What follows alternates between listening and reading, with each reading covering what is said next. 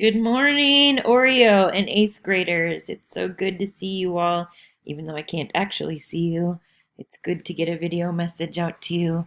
I'm sitting here with my co-teacher, Jax. Say hello, Jax. He's kind of a pushy co-teacher. He just climbs right up here on the chair. He's not doing very well with social distancing. Just wanted to check in with all of you and see how you're doing, and encourage your friends in Oreo who have not yet joined our Oreo Google Classroom to do so. I'm going to try to be adding videos, activities, things that we can do to stay connected over these next few days. So for today, just check your Google Classroom, and I have a fun activity on there, and just respond to it so I know how you're doing.